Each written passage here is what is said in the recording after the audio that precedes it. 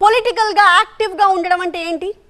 Press మీట్లు పెడుతూ ప్రత్యర్థులపై విరుచుకుపడుతూ party కోసం కష్టపడ్డమేగా. మరి కొంతమంది లీడర్లు చేసింది అదేగా.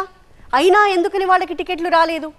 టీడీపీ జనసేనలో ఇలా టికెట్లు రాని వాళ్ళు బోల్డంతమంది. గొంతు తడి ఆరిపోయేలా అరిచినా వాళ్లకు మాత్రం సీట్లు ఇవ్వలేదు.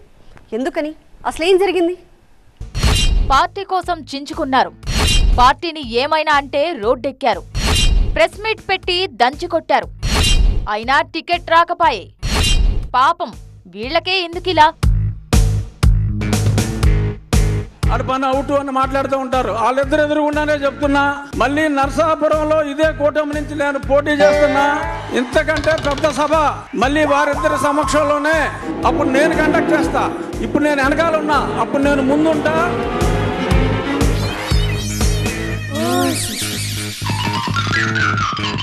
రఘురామకృష్ణరాజు 2 రోజులుగా తెలుగు రాష్ట్రాల్లో మారుమోగుతున్న పేరు. ఈయనకు టికెట్ రాలేదా? రఘురాముని ఏ పార్టీ పట్టించుకోలేదా అంటూ తెగ చర్చించుకుంటున్నారు జనం. సోషల్ మీడియాలోనూ రఘురామపై బోలెడని వార్తలు వండి వడ్డిస్తున్నారు. నర్సాపురం ఎంపీగా వైసీపీ గుర్తుపై గెలిచిన రఘురామ ఆ పార్టీపైనే దండయాత్ర చేశారు. సీఎం జగన్ బెయిల్ రద్దు చేయాలంటూ ఫైట్ చేశారు. ప్రతి మధ్యాహ్నం టంచన్గా ప్రెస్ మీట్ పెట్టి మరీ తన స్టైల్లో అధికార పార్టీపై విమర్శలు గుప్పిస్తుండేవారు. టీడీపీ జనసేన వైసీపీని ప్రభుత్వ విధానాలను తప్పుపడుతుంటే అవును వారు చెప్పింది కరెక్టేనంటూ ప్రతిపక్షాలకు మద్దతిస్తూ మాట్లాడేవారు. వైసీపీని టార్గెట్ చేయడం అంటే టీడీపీకి అనుకూలంగా ఉంటారనే అర్థం. అందుకే చంద్రబాబు ఢిల్లీ వెళ్లినప్పుడు ఎయిర్పోర్టుకు వెళ్లి మరీ స్వాగతం పలుకుతుండేవారు రఘురామకృష్ణరాజు. వైసీపీ ఎలాగూ టికెట్ ఇవ్వదని ఫిక్స్ అయ్యారు కాబట్టి తనకు టీడీపీనో జనసేననో బీజేపీనో టికెట్ ఇస్తుందిలే అనే నమ్మకంతోనే ఉండేవారు. కానీ టికెట్ ఇవ్వాలా వద్దా అనే విషయంలో ఎవరి లెక్కలు వాళ్లకుంటాయి. మీడియా ముందుకొచ్చి మైక్ అందుకున్నంత మాత్రాన టికెట్ ఇవ్వరు. ఆ విషయం చాలా ఆలస్యంగా బోధపడింది రఘురామకు. ఊరికనే ఆయన టికెట్ ఎవడో ఈయన టికెట్ ఎవడో అడపన అవుట్ అని మాట్లాడుతూ ఉంటారు. నేను ఏ పార్టీలో లేను కాబట్టి జై తెలుగుదేశం, జై జనసేన, జై బీజేపీ. టీడీపీ తీసుకున్న 17 ఎంపీ సీట్లకు 13 మందిని ప్రకటించింది. అందులో రఘురామ పేరు లేదు. జనసేనలో అసలు ఛాన్సే లేదు. సరే, బీజేపీ ఎలాగూ ఉందిగా, ఆ పార్టీ తనకు న్యాయం చేస్తుందిలే అనుకున్నారు. బీజేపీ కూడా తన కోటాలోని 6 ఎంపీ సీట్లను ప్రకటించేసింది. ఆ జాబితాలోనూ రఘురామకృష్ణరాజు పేరు లేదు. అంతే, ఇక తన పొజిషన్ ఏంటో అర్థమైంది.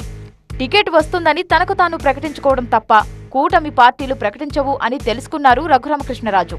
అంతే, నిర్వేదంతో ఓ వీడియో కూడా రిలీజ్ చేశారు.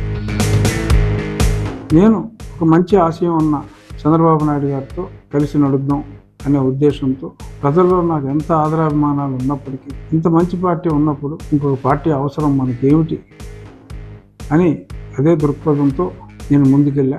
ఇంకా అదే దృక్పథంతో నేనున్నా.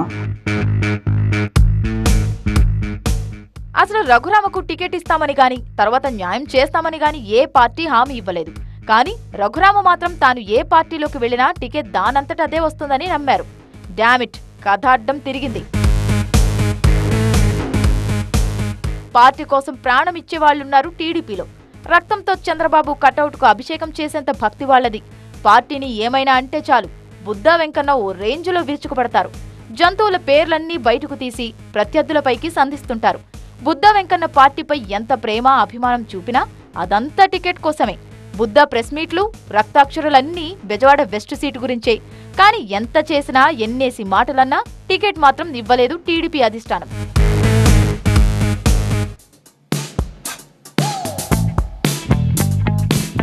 ఇక దేవినేని ఉమా మైలవరం నుంచి పోలవరం ఇష్యూ వరకు అన్నిటిపైన కౌంటర్ ఇస్తూనే వచ్చారు.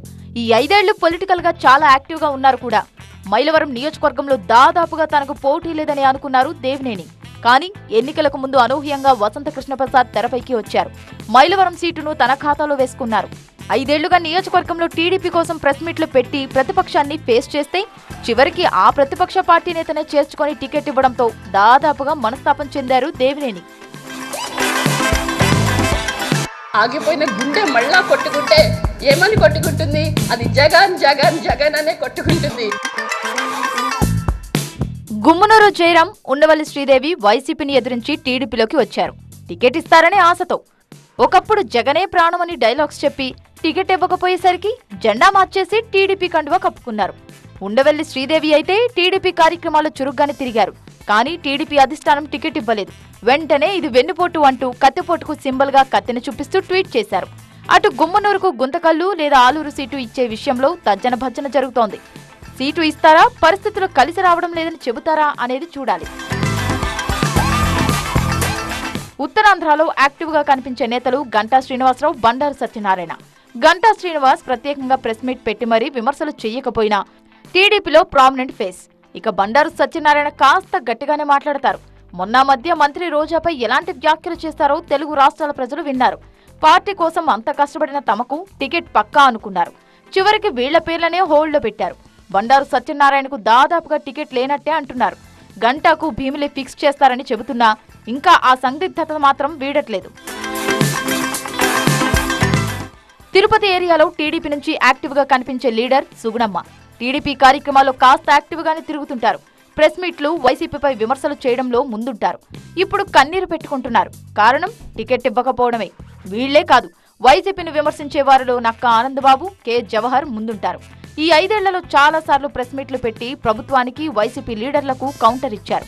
పైగా మాజీ మంత్రులు కూడా తమకు టికెట్ రాకపోవడం అనేదే ఉండదన్న ధీమాతో ఉండేవారు.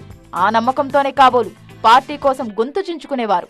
తీరా చూస్తే ఈ 2 మాజీ మంత్రులకు టికెట్లు రాలేదు. రాయలసీమలో పరిటాల వారసుడిగా శ్రీరామ్ కూడా యాక్టివ్ గా కనిపించేవారు. ధర్మవరం అసెంబ్లీ టికెట్ తనకే ఇస్తారనే నమ్మకం పరిటాల శ్రీరామ్కు ఉన్న టీడీపీ అధిష్టానం మరోలా ఆలోచించింది. ఈ సీటును బీజేపీకి ఇవ్వాలనుకుంటోంది. ఆయనకి మాట ఇచ్చి కూడా నేను ఈ పొత్తులో దాన్ని త్యాగం చేయక తప్పలా. గ్లాస్ పగిలే కొద్దీ పదునెక్కవా అంటే ఇదేనేమో. టికెట్లు రాకపోయేసరికి నిరసనల్లోనూ పదునెక్కుతోంది గ్లాస్ గుర్తు పార్టీ. టికెట్ తనను దాటి ముందుకు వెళ్తుందా అన్నంత ధీమాతో చాలా యాక్టివ్ గా తిరిగారు కొణిదెల నాగబాబు, స్వయాన పవన్ బ్రదర్.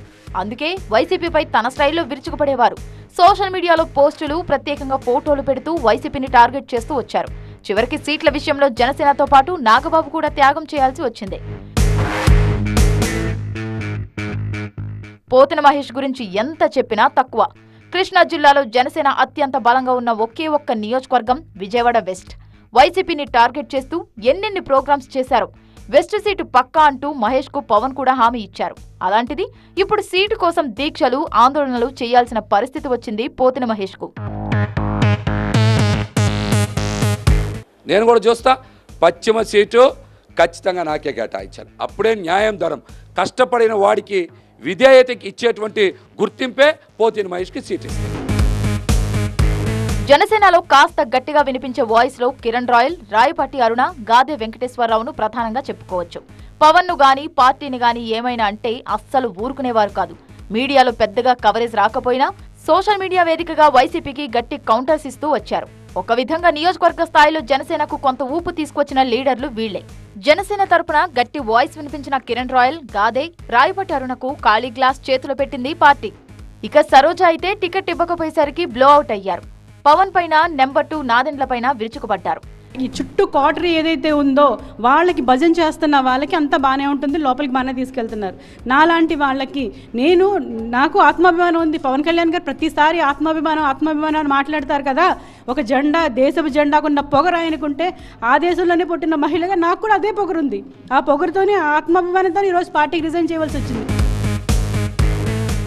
జనసేనలో పసుపులేటి హరిప్రసాద్, పంచకర్ల సందీప్, బొలిశెట్టి ఇలాంటి లీడర్లు చాలా మందే ఉన్నారు. నియోజకవర్గ స్థాయిలో పార్టీ కోసం కష్టపడి వైసీపీపై ఓ రేంజ్లో గళమెత్తిన వాళ్లే వీళ్లంతా. కానీ అలాంటి వారికే టికెట్ దక్కలేదు. పార్టీ కోసం గొంతు చించుకొని, చొక్కాలు చించుకున్న చాలా మందికి టికెట్లు దక్కలేదు. So sad.